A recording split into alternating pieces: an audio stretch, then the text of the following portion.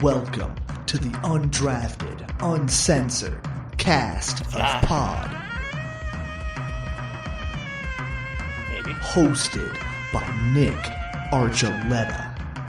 Mosted by Colin Zanger. And last but certainly is least, Joseph Goodwin.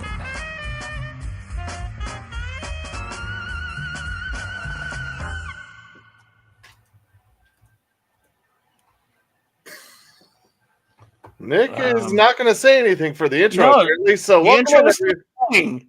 Hey, No, welcome everybody. The song was still going. I think think you're a little delayed there, Nick. Yep, internet. It was still going. I'm like, why are you turning the song off? What did you do now? I did not turn it off. It Nope. finished. It played in its entirety for us. Nope, it cut off on my end. You know what, Nick? Well, You're cut off. welcome everybody to Undrafted Uncensored, where Nick is going back to the future, I guess.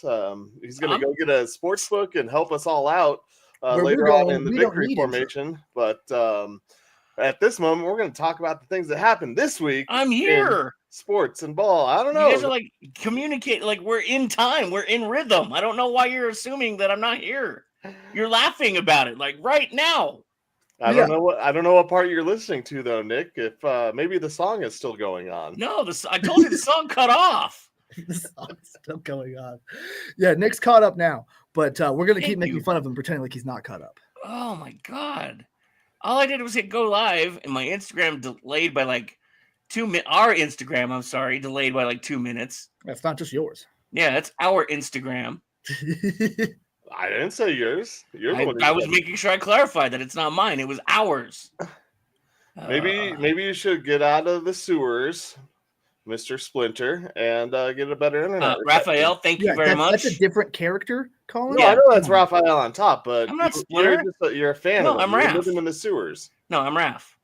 Well, Raphael would definitely I'm off doing my own thing apparently, so I'm clearly Raph. Yeah, well, why I would wouldn't you go. switch I went to go characters? see a terrible B movie by myself. Donatello would be like the one who would wear the hat of himself.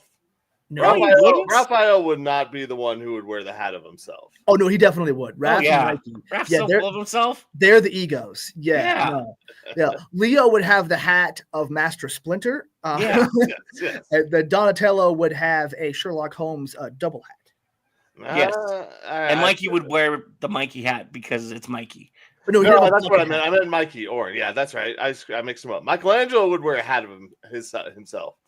He I'm would sorry. probably. But it'd be a bucket hat. Yes. Or like a doubt. sombrero or a cowboy hat or something. It would be a funny hat because it would be big. It'd be Yeah, huge. yeah. Or like a tiny one, like a fez, you know? Nah. Well, I don't know. It depends on the situation.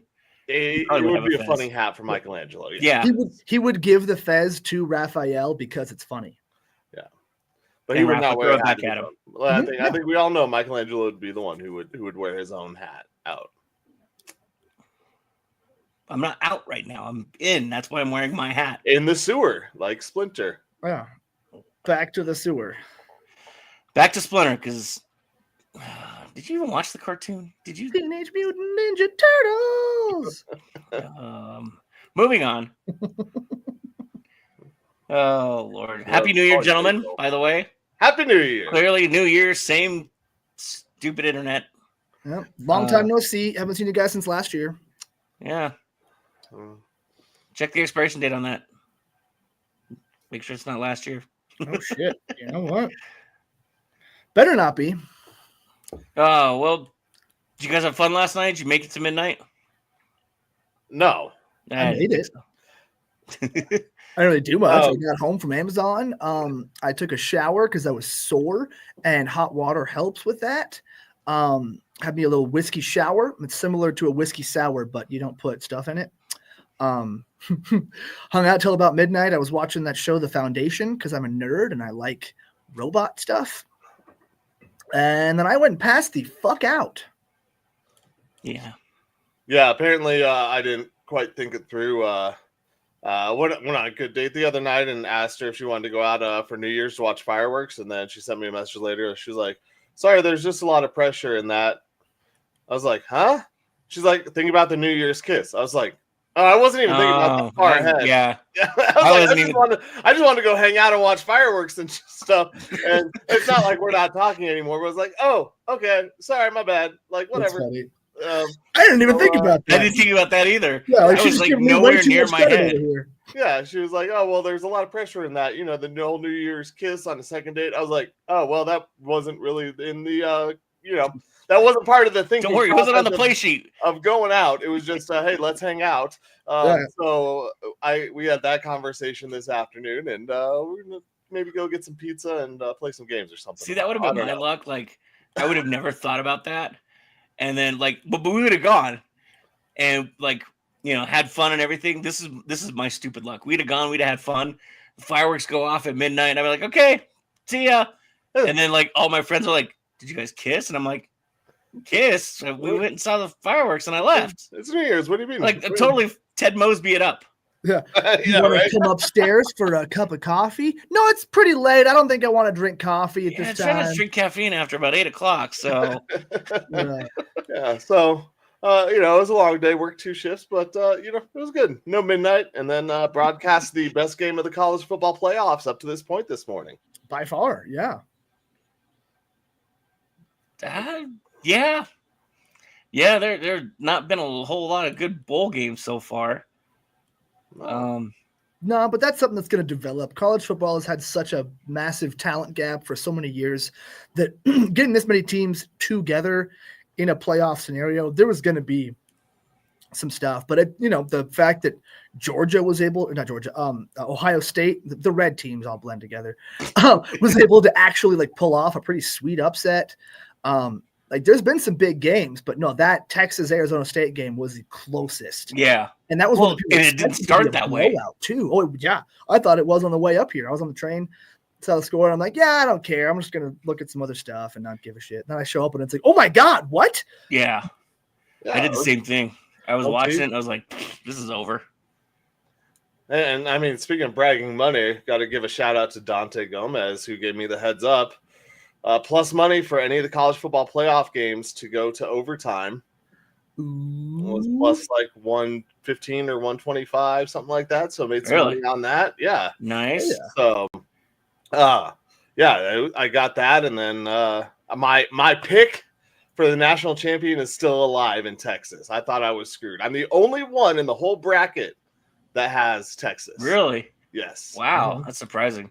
So if they win, I haven't done well besides that, but I think I should have a shot as long as they win. I mean, as long as you didn't pick Oregon, who pretty much got obliterated. Well, they would play Oregon in the next round. Ohio State. Oh, okay. Oregon, so yeah, they would have. Unfortunately, we'll see what happens tomorrow. But I picked them to play Georgia in the championship, and they don't have. I don't know, dude. Those Golden Domers are always good for a surprise. That's true, but yeah, they don't have a quarterback. But it was funny. I had a passing statement to Colin before he left. Before the Oregon-Ohio State game started, was like, I feel like whoever wins this game is going to win the championship. Is what I was saying. And I was like, nah, Ohio State's fallen off. They're not as good as they used to be. So probably shouldn't be saying that. And then they fucking dominated. It's like, well, damn, maybe I was right. They showed up with hunger. Yeah. So should have put some money on that shit. Right. That was they showed up hungry. That was another game that I went, never mind, I'm not going to watch the rest of this. You know what? I kind of have a problem with, I don't know if I want to say it's a problem. It's a problem. I think that for this college football playoff, one of the issues is the home games in the first round, and then all the other games are on the road. Mm-hmm.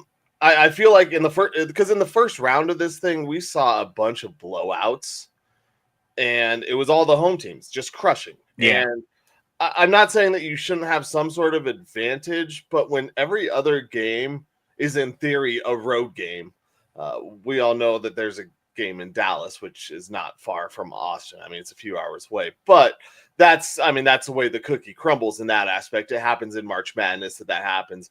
But when you're having games in this tournament that are not on neutral sites to start it off, it still feels kind of like an uneven playing surface.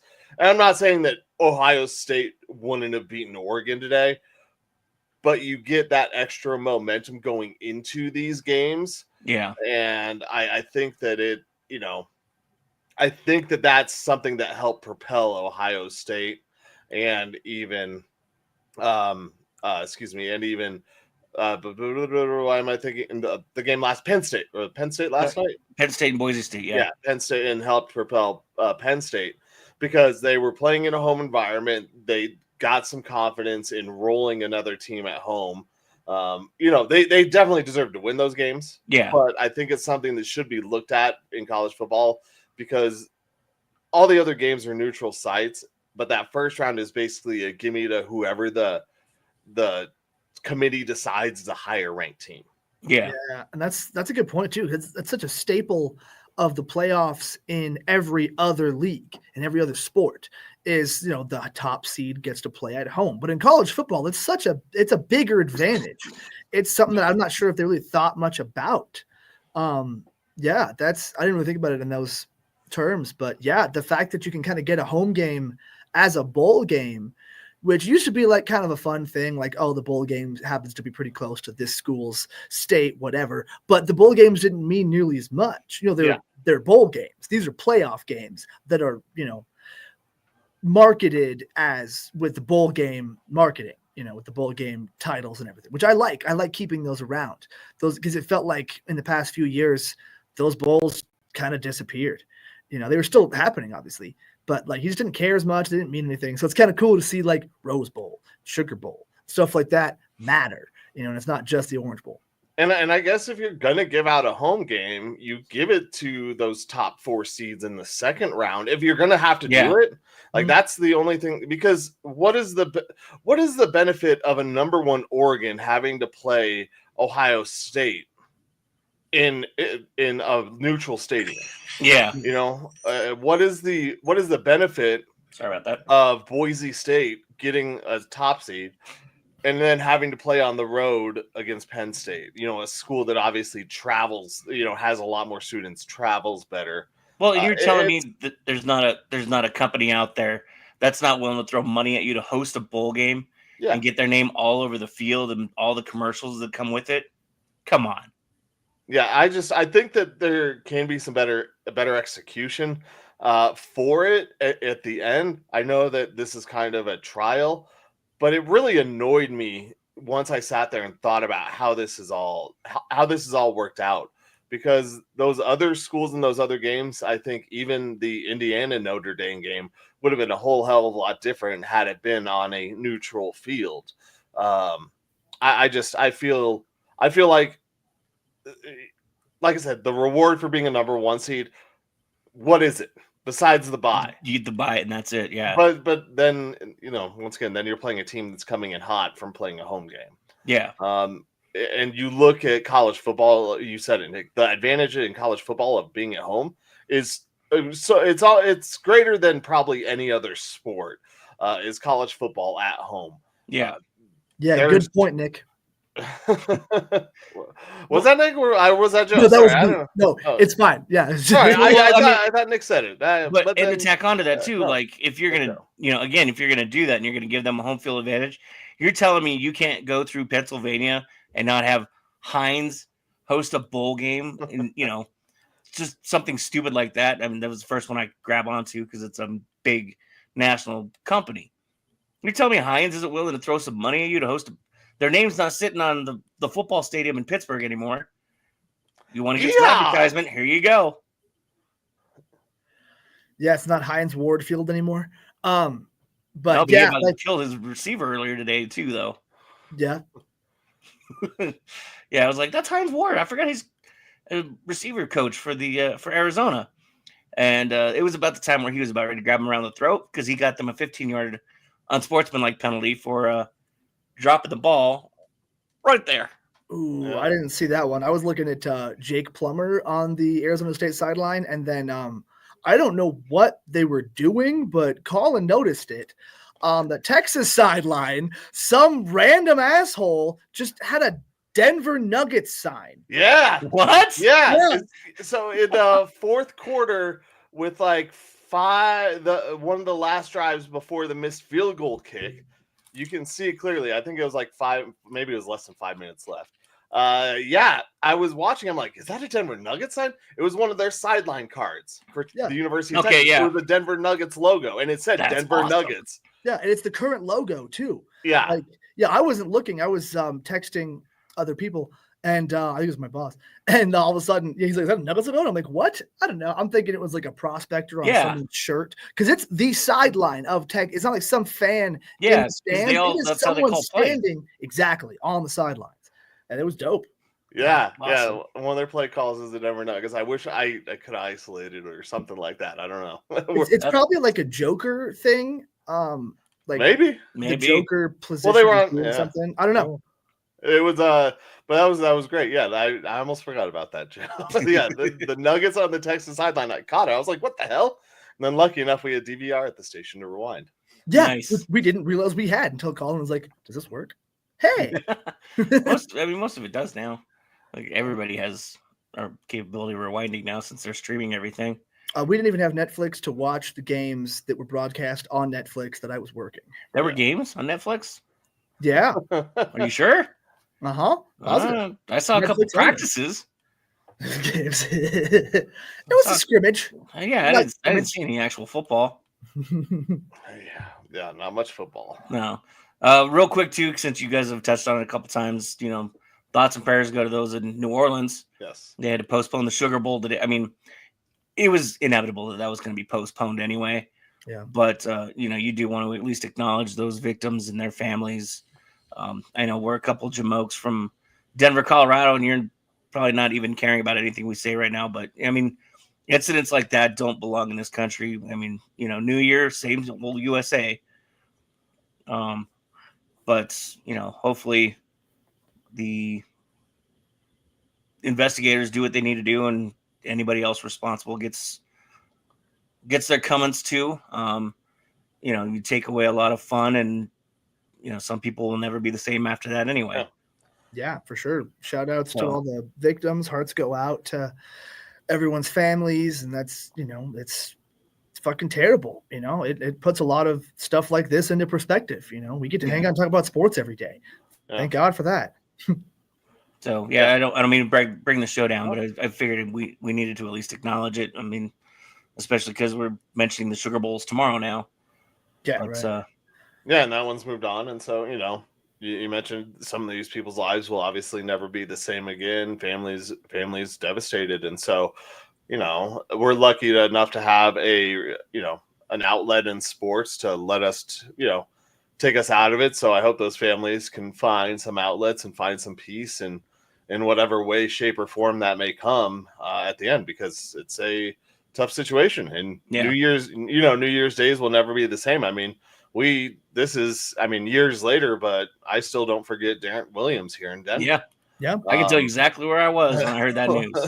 Like it's wild how these things happen and crazy stuff happens, and you wish people were better. And the only thing that you can do is try and be better for the next person, and hope that that karma wears off, and karma does go around, and whatever needs to happen to those people happens to them. As in the words of Nice Pool, being nice is free. All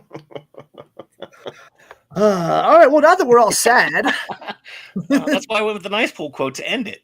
That's good. I appreciate that. Thank you. That was good. Being nice is free. Being nice is free. So is shutting the fuck up. You think you had to finish it up because I can't let the Wolverine quote not go. That's right. Shut the fuck up. I need to see that movie again so I can remember a lot of those little. Oh, dude, there's so many one-liners in that. I loved it. Yeah, the best one is still Flame On. Anyway. Yeah. So the Broncos again are getting a gift. They've had this gift for 3 weeks now, and for whatever reason, they still can't open the box. What's in the box? What's in the box? What is in the box is a chance to make the playoffs. No, they opened the box the last 2 weeks, and each time it was fucking Gwyneth Paltrow's head. Like, the second time, it was like, come on, guys. Like, it's still in the box. Like, so here it is again. This is your last chance. You're at home. You're playing Kansas City's JV team. and you're wearing the 77 throwbacks. You cannot lose this game, especially in the 77 throwbacks. Get your heads right. Dude, it's and like this isn't just a gimme type game. Like other teams don't really care that much. Like you watch the Rams game on the same day, it's going to be awful. They're sitting Stafford. Yeah. They're not going to play anybody, and they're not going to try either. Andy Reid loves to game plan for shit like this. Oh yeah, he's got a history. I think he's only maybe won once, but like he tries to win these games. There was the 1 year where Mahomes was hurt, so I don't think it counted because it was like Matt Moore, but the other starters still played. But like Chad Henne and all those guys, like he tries to win these games. He does a game plan. He'll do a bunch of stupid fucking trick plays that you'll never see in the playoffs, but now you have to game plan for because he showed it to you on tape. And if you don't game plan for it, he might do one. So you don't know. So that's what I'm more concerned about is just the weird shenaniganry that Andy Reid is going to do. And either, there's multiple ways it could go down. Sean Payton could get, caught up in a lot of it. And then no, exactly. And then overthink anything. Yeah, that could totally happen. He could underthink it. It could not be his fault at all. There's a million things that could go wrong. Like Colin always says, they could just overlook the Chiefs and go to the next. But I don't see that happening. But then again, who knows, man? Shit can happen. So it kind of feels like an Admiral Akbar game. It's a trap.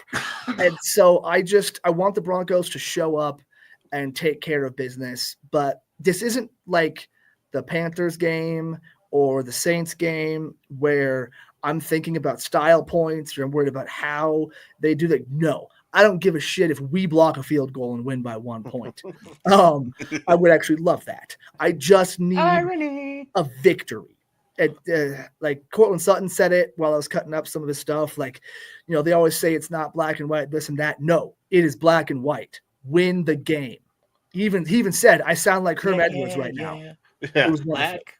Well, and when you sit there and look at this game and you talk about Andy Reid to start, he has no problem pulling out trick plays in games that mean nothing. We saw, or at points in games even that mean nothing. We saw a defensive lineman touchdown against the Broncos. Big six.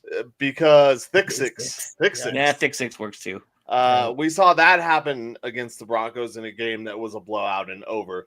Tight end passes, to the defensive lineman.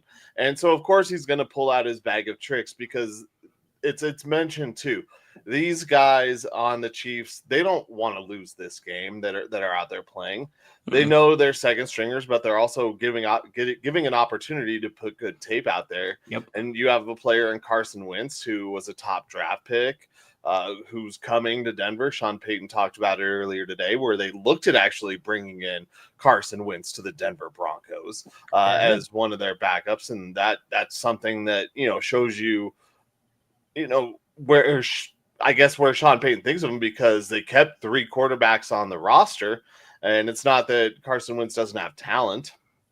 He did get in a very screwed up situation out in Philadelphia. That was wild. And then, and then after his moves from there, it's been, a stop here, stop there. But if we've seen anything this year, or over the last 2 seasons, I guess we should say, it's the rejuvenation of these younger quarterbacks going to new places. Baker Mayfield, Sam Darnold, Drew Lock, Drew Lock last weekend, and even to a point where there were segments of Broncos country that wanted Zach Wilson starting for the team. Yeah, I did, because he looked so good in training camp. So if we've seen anything this year, I think it's not necessarily that these guys are going to be world beaters or top quarterbacks, the overall top echelon of quarterbacks, I should say.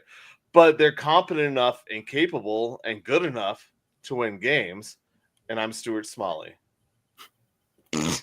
Jesus. That's great.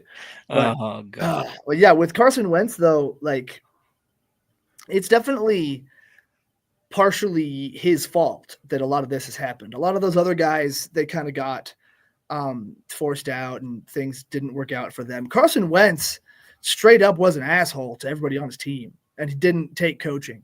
So the the big barometer I feel like in this game is, will Carson Wentz throw to a running back? Because that is what got him booted out of Philly. There's a hilarious YouTube short I saw of Darren Sproles recently on a podcast being like, he wouldn't throw it to me. I don't understand. The play was called running back check, and he would never check. Like, it was one of Darren Sproles' favorite plays that he would run in New Orleans and San Diego.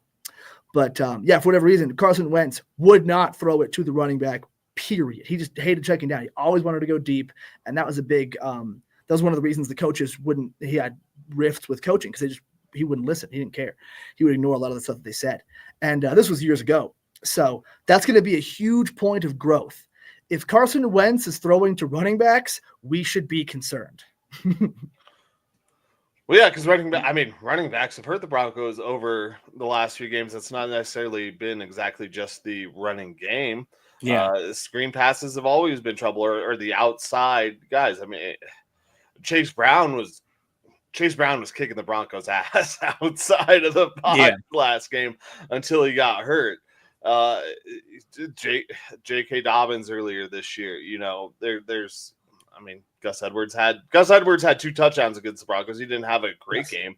But when you look at this Broncos team, inside the interior defensive line is really good. But once you get to that outside in the perimeter, that's where the trouble really starts to happen. And we've seen not just running backs, but quarterbacks also hurt the Broncos out. Yeah, I mean, there's a big hole in the Broncos defense, especially when they start trying to cover for a pass.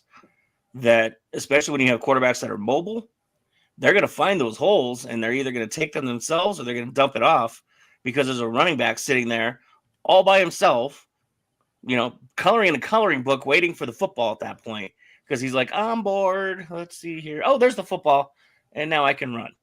And I mean, it's not just because Riley Moss was gone or injured or just coming back. I mean, he looked like he was gassed. He looked like he hadn't played in 5 weeks. And, the defense has to learn they get to either drop somebody to help him out, or you got to put somebody else in there that's got fresh legs. Well, yeah, and he got nicked up in the game, so that was the thing too. But it's like you need that combination of your defense. The pass rush has to go with the coverage. The coverage is so good that these quarterbacks are getting outside, getting through their progressions, and then seeing that they have a wide open space. I mean, Joe Burrow doesn't scamper for 13 yards very often. Yeah. So spaces. I'm not a NFL X's and O's expert, but I do understand that you have to protect your lanes and then keep an eye on the quarterback. And once you let him get to the outside, there has to be some sort of check or call for people to go after him. Wentz has a strong arm. He can get outside the pocket, and he can still throw that deep ball. Joe, you mentioned it. He wouldn't check down. So you do have to have some integrity with your coverage and stay with your guy, because Wentz might be idiotic enough to throw it across the body, and you can get an easy pick or two that way. But you have to have someone who is you have to keep your lane and gap integrity there, because you're letting these guys get free on plays that should be dead. Well, and do you think maybe too, Alex Singleton being out kind of hurts, because these are young linebackers too, and even Alex is young too, but he's seasoned now, so he kind of knows his spot, and he was a captain. So do you think maybe that kind of hinders them a little bit too, because you have a couple younger linebackers in the middle? I mean, kind of. I feel like it's more so who the other linebackers are that are coming in for Singleton. Because you've got Sternad can cover, but he's not. I don't know. He doesn't seem to have it totally down yet.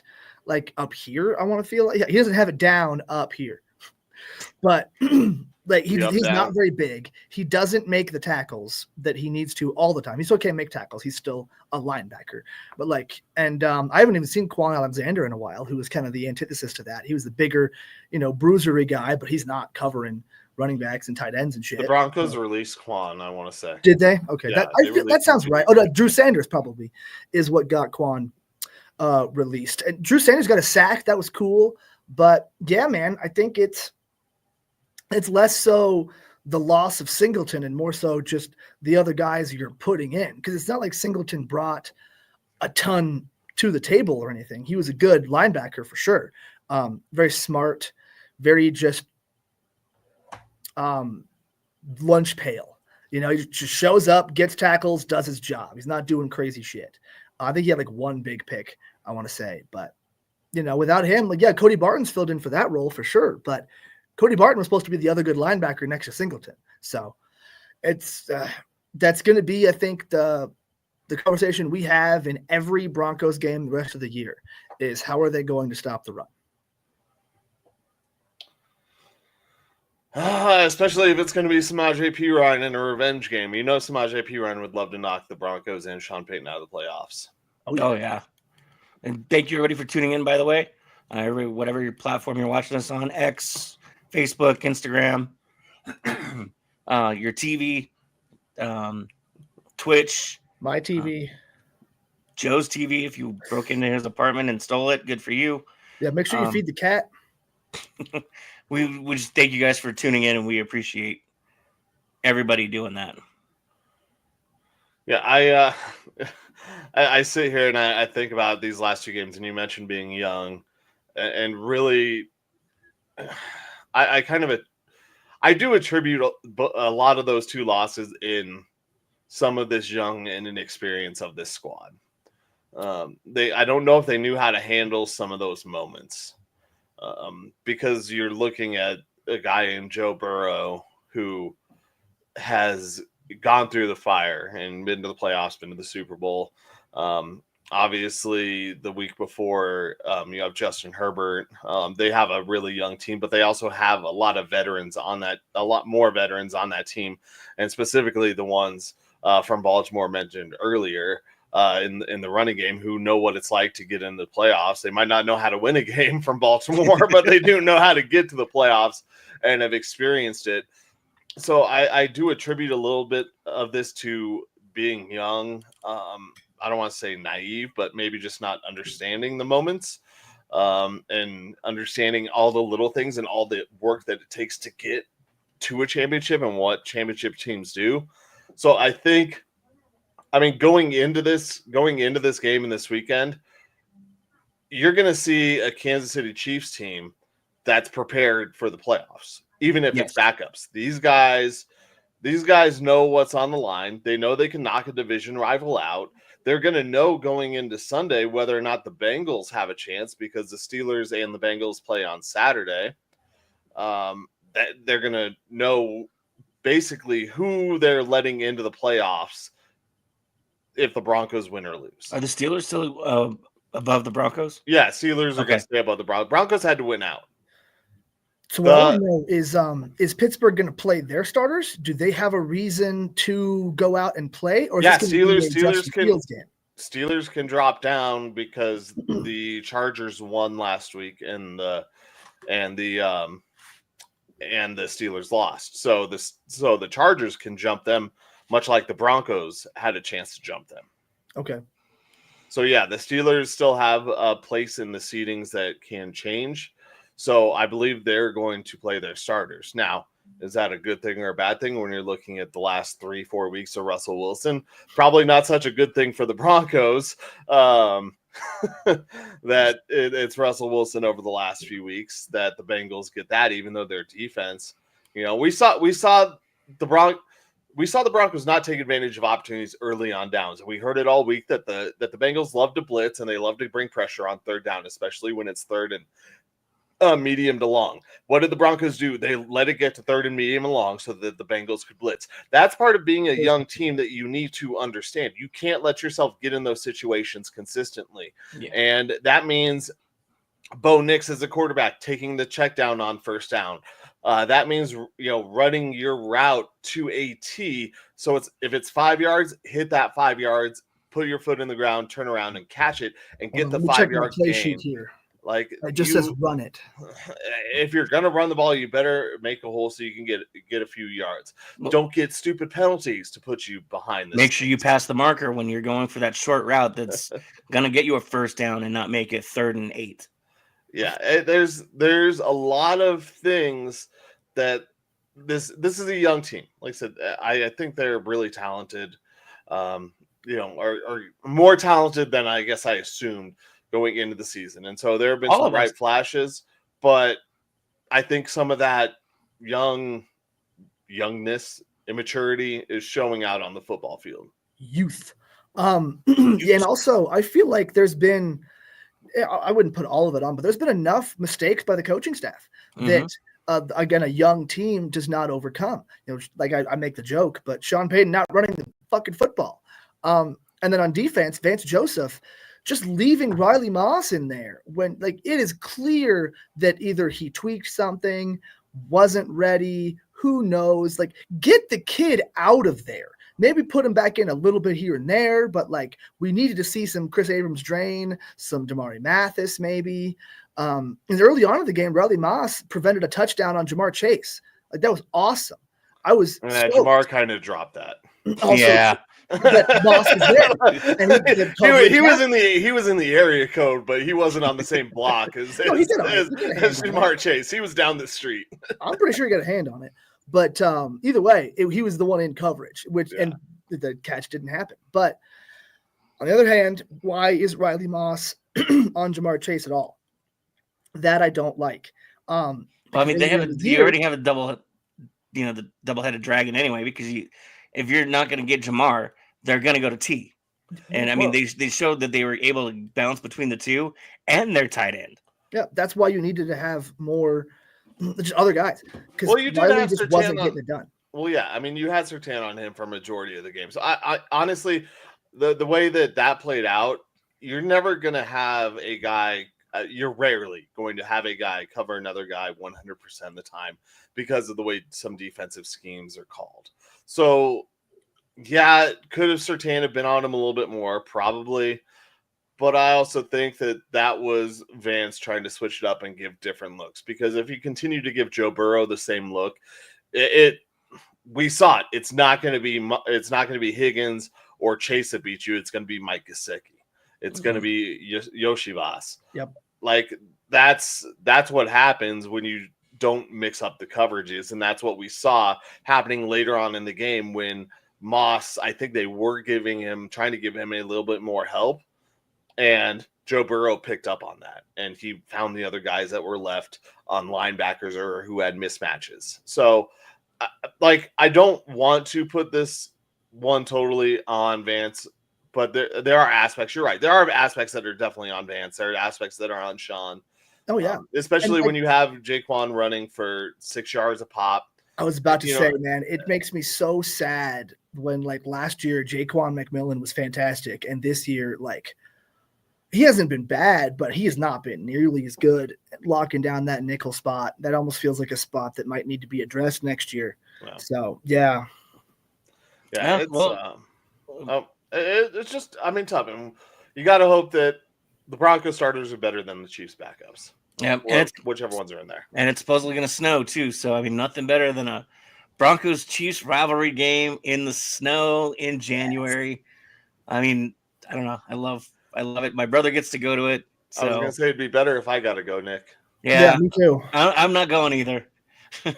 So my brother gets to enjoy it. How the hell do you invite me to the one game that I get tickets to?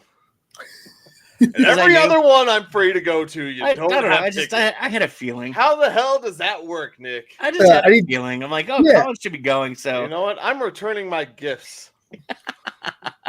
There's no Christmas for you. My gift to you guys is just me in general. You're welcome. Nothing could be better. Not a gift. Not a gift. Oh man, moving on. The Nuggets are not a gift, really. Well, they're winning right now. They're a gift to the other team. Yeah, they're a gift to the. Well, no, because they finally did something they've never done in franchise history. They beat the Utah Jazz twice at home in the same season. That's amazing. That's never happened. Never happened. No, that's fucking nuts. Yeah, right? They swept Utah in Utah. Yeah, never. it's still baffling to hear it and even to say it. And that's a division, like not rival because there is no division rivals, but like, don't they play Utah at home more than twice? I thought. No, it's No. twice. Yeah, two Okay, at so home, two two at at home, home, two two away. away. Okay. Yeah. They play all the Northwest Division or whatever. Yeah. Okay. I thought they There's played- the division, but yeah. Yeah. They've never done that. And then the other thing to come out of after that game was the Nuggets with Russell Westbrook starting are 8-2. Mm-hmm. Yep. So They started again tonight too. This isn't just a without Jamal Murray, him starting, because Murray hasn't missed all of those. But when Russell Westbrook starts, they're 8-2 and looks like they're going to 9-2. Yeah, they're They're by like 25. I heard a stat the other day that was I don't know if it was I think it was the most efficient lineup in basketball is the Nuggets starters with Russell Westbrook instead of Jamal Murray. Well, and let's give him applause too because he had that perfect game the other night too, basically. So perfect triple double. Yep, perfect triple double. I mean, you can't. I'll say it again. I was worried about him coming in because I wasn't sure his personality would fit with the Nuggets. Now I'll admit that I thought he was going to be a head case and a little bit of a problem, and he's making me eat crow, and I'll eat it all day because he is a leader that they need. I think he needs to be in the starting rotation. I get you can't do that because you got who do you bench? Not if you're it's gonna blow up the team. Well, you wouldn't do that like forever. But yeah, you can absolutely do that for a couple games here and there. Jokic straight up said it. If you play this badly in my country, your paycheck is a little bit less, or you get benched. Sometimes people need more motivation than that. So I could totally see that. Or just, they need some rest or whatever. But also if the playoffs come around and Jamal has not gotten it back together, like we all have been hoping he was going to do, they have to do something. They can't start him. Or do you just start thinking about next year and this season's over? So you just start Jamal because hopefully he'll go off and you can trade him for something, maybe. I don't know. But you absolutely can. It's just going to it will definitely cause problems. But it would be worse than whatever Bones Highland caused if Jamal Murray could like that drama. The season's over if that's the case. The only way you can do it is if there is a Jamal injury, and then hopefully it's an extended injury in that case. And I don't want it. I guess I don't mean hopefully it's an extended injury, but you make it an extended injury so that Jamal can be 100% back, much like he talked about with the playoffs. It's really weird how 3 years ago in the playoffs, it was 3 years ago, right? Yeah, where he wasn't 100% and he didn't play at all because he wasn't healthy enough recovering. Mm-hmm. And now he's playing injured, and maybe we really do see, because we saw the next season Nuggets win championship when he was 100% all year long. Maybe he's one of those guys that needs to be 100%, or he's just not good. Well, he wasn't 100% all year long. That was why he was 100% in the playoffs, is because he didn't play for the first month or two, and then no. In 23, he didn't play. Yeah, but he played more than 62 games of the season. Yes, maybe. I promise you. Okay, but either way, he didn't play for the first maybe month then. He didn't play pretty much at all. And then he played a little bit on the bench here and there. And then they brought him back to the starting lineup. And then he was able to ramp up. And then he was healthy for the playoffs. You remember No, that's what it was. He didn't. He didn't. He came back and was starting like right away. Like he played right away. There wasn't much of a ramp up, maybe one game, but he was back starting and playing full minutes almost right away once he started to play. I remember 2021-22 did not play because of injury. 2022-23 he played 65 games, started all 65. 23-24 played 59 games, started all 59. And so far this season he's played 25 games and he started all 25. Yeah, and his minutes in those 65 when he came back, he was playing full minutes. Like I said, besides like maybe the first game, but I remember having this discussion with you guys about how to handle Jamal Murray, and we were all surprised that he came back and was starting and playing full minutes right away. We talked about this. 2,133 minutes, 22-23, 1861 and 23-24. And so far this year, he's played 918 minutes. Before that, his high water mark is still 25-65, and that was the 17-18 season. That was his second year in.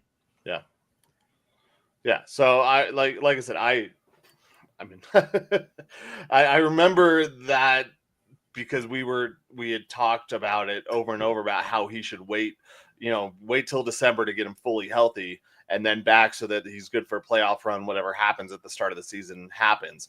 But yeah, he was full go from the start. It was surprising to all of us when it happened. Well, I mean, speaking of Jamal, are we being? I mean, the calendar literally just flipped to January. Are we being a little too hard on them right now to expect the same team that won the NBA championship? If he was a $200 million player in New York, what's happening? Oh, he's getting booed out of Madison Square. But this is also Denver. This is not. Yeah, but if he's in LA, if he's the star player, if he's the $200 million player on the Suns, but he's got protection though because he has Joker. And then there's AG over there too. He's a big name, but he's not the guy because it's gonna fall on Joker first, and then somehow, some way, AG's still there to manage to just block a lot of this negativity too. See, that's a problem, Nick, is that you have these other two great players, and then you're putting a guy who, deserve it or not, has a $200 million plus contract, and he's not delivering on it with the best talent we've ever seen in basketball. A guy who led a team in Serbia against a Team USA with all the high-priced paid players within seconds or a few points of making a gold medal game in the biggest upset in basketball history, probably. Yeah. He did that with a bunch of guys who are not in the NBA. I mean, some of them are, but let's be honest, they're not $200 million players. They're not max contract players in the NBA. Jokic did that with a team in Serbia. So I don't think we're being tough enough on Jamal. I think that he does deserve to get benched. I think the Nuggets, if they could, they're regretting this contract. I think most of us were really surprised that he got it, but you had to give it to him or else he was going to whine and bitch his way out of here. So it was a really bad catch-22, damned if you do, damned if you don't type of situation for this year. The other option would have been don't give him his contract and then you just bench him or release him when whatever happens. Yeah, some other team going to pick him up. Maybe they give him his $200 million contract, but yeah, let's say he's down in Atlanta, Miami. I mean, wherever, Charlotte, Charlotte, they don't really care. But if he's making $200 million, those fans are booing him off the court, the ones that are there, that are watching basketball because of how he's playing. This type of play at that type of pay rate I don't think it'd be tolerated anywhere. There's still glimpses and good nights, don't get me wrong. It's not all terrible, but there's a lot more bad than there is good. And it hurt because, like I said, you might have to bench Jamal Murray. It's just how it is. This team, it's not functioning the way that it should, and maybe you just need him to get some fucking rest and get his head right. Who knows? I know you said it's gonna destroy the whole team, but you also said he deserves to be benched. So it's really tough, and they, that.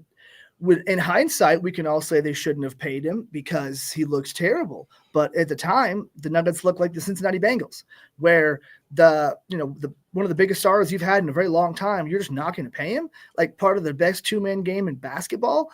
And people try to say, well, yeah, but he could do that with almost anybody. No, he can't. When else has Jokic? I tried to say Joker, and then I tried to say Jokic. When else has he had that kind of success? It was in the Olympics. And who did he play with in the Olympics? People he fucking grew up with. People he has that same relationship with that he has with Jamal. You can't just plug in any random asshole, or the Nuggets would have been able to do that for the 2 years Jamal was hurt. It it doesn't just work. Like, you've got Jamal Murray, you've got Bogdanovic. Maybe you can figure it out and develop that relationship with some other guy. But at the time that they needed to figure out the Jamal Murray contract, that there wasn't another guy that you could go with. And I've heard that, well, he's the best player in the world. You put any point guard with him, and that should be fine. Well, then why couldn't Monte Morris do it? And I love Monte Morris. He was fantastic. But, or everyone's favorite Argentinian short point guard, Facu Campazzo. Like, you can't just put any guard with Jokic. But the wrong guard can be worse than, a mediocre one, I guess. Yeah. But, like, it's just, it hurts.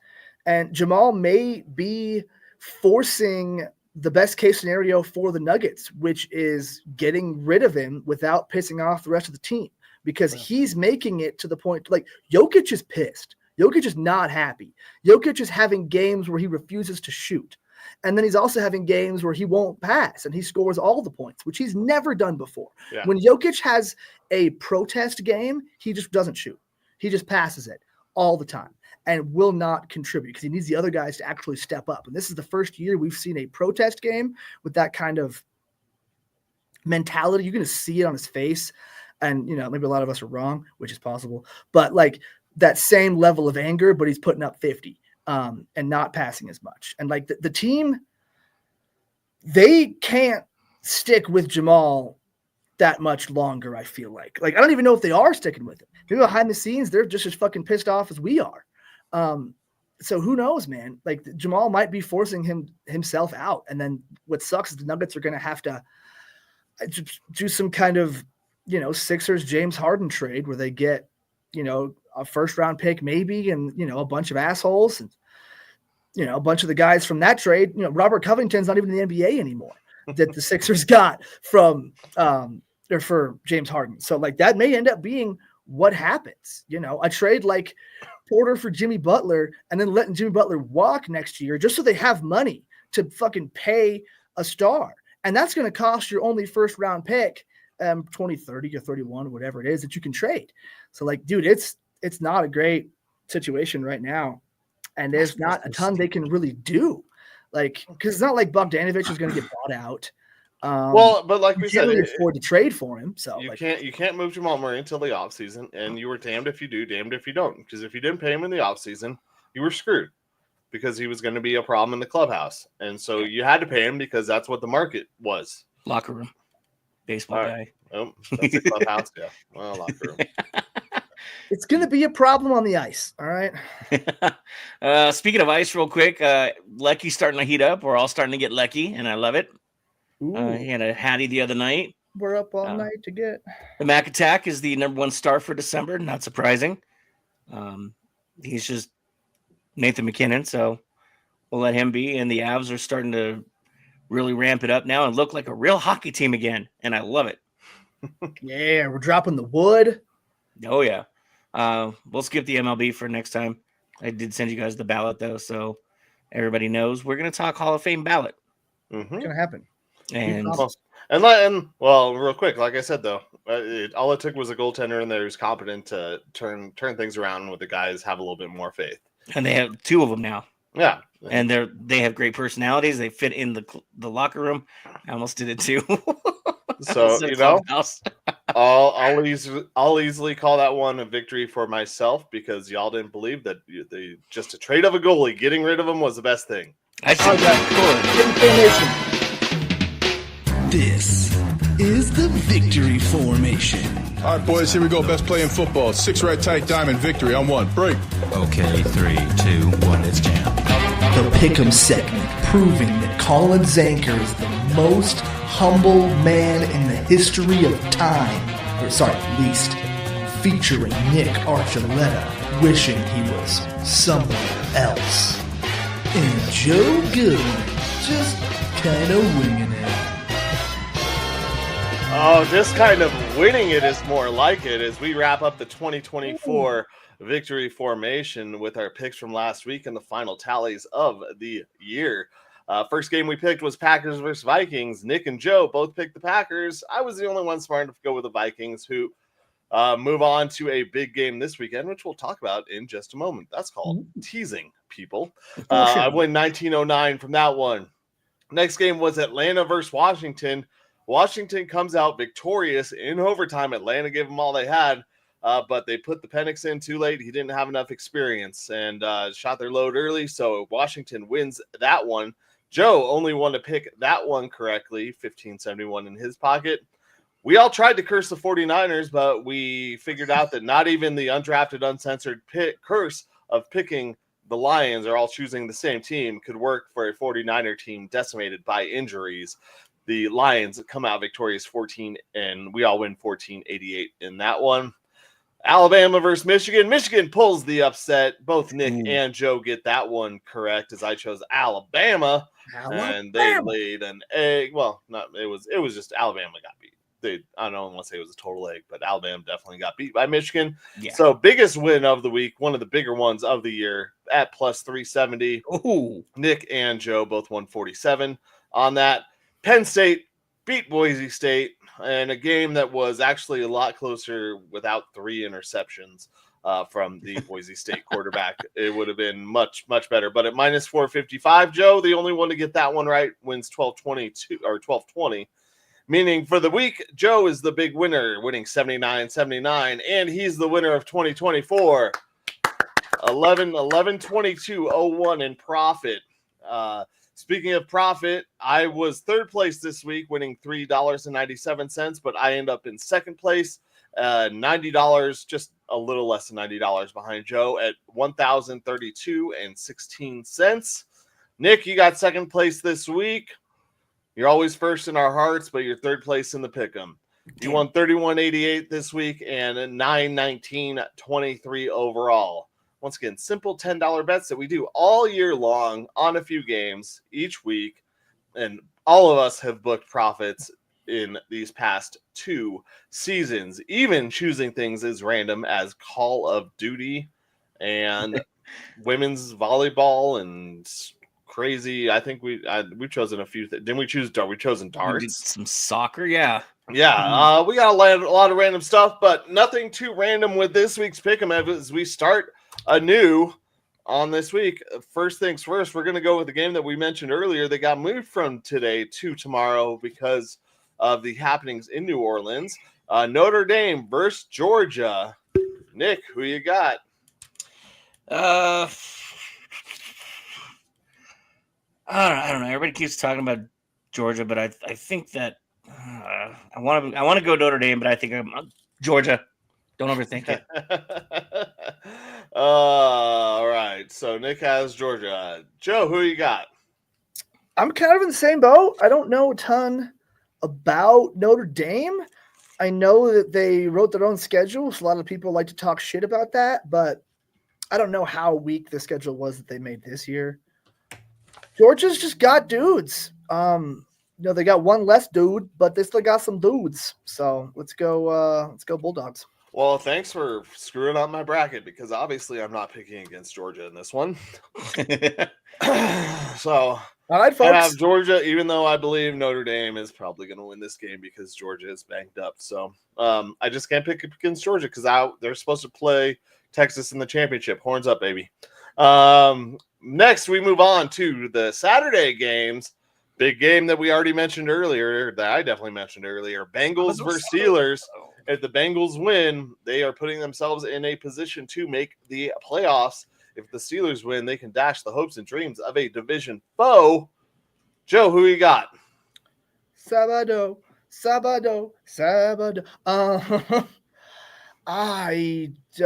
I don't know, man. This one feels different because the last time they played, the Bengals were on a losing streak. Their defense was one of the worst in the league. Still isn't very good. The Steelers beat them without George Pickens, but it feels like the Steelers just, I don't know, man. Let's go Bengals. He is going Bengals. Bengals are on fire. I know this is in Pittsburgh, but Bengals are hot right now. I don't like it.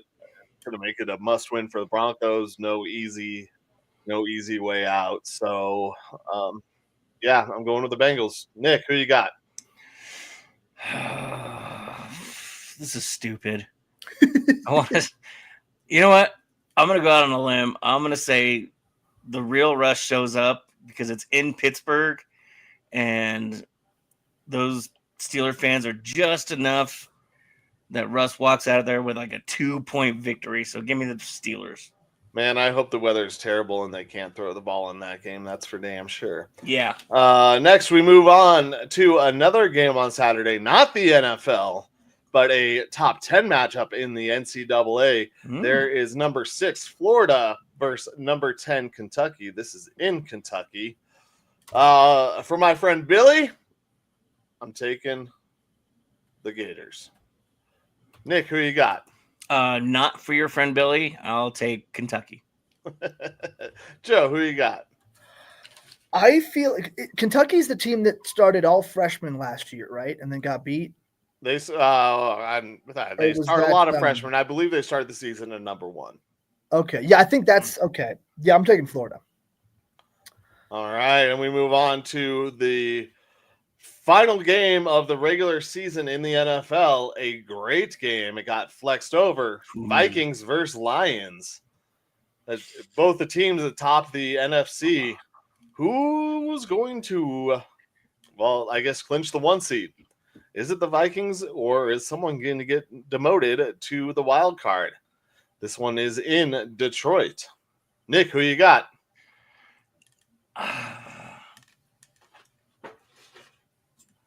I don't. Oh, wait, I do. Nice. Give me the Motor City Kitties. Motor City Kitties. All right, Joe, who you got? I think, yeah, I'm leaning. Well, because to reference everyone's favorite Crimson Chin villain, I don't think the Vikings have a bronze kneecap. The Lions are just going to come up biting fucking kneecaps. I'm taking the Lions. You know what? Give me the Vikings in this one. The Lions have they've done a hell of a job this season. They've overcome a lot of obstacles, but the Vikings are coming into this game with one of the best rush defenses and healthy. They have all their wide receivers there. The Lions struggle against the passing game more than anything. They do have a good run stopping game, but the Vikings are the healthier of the teams.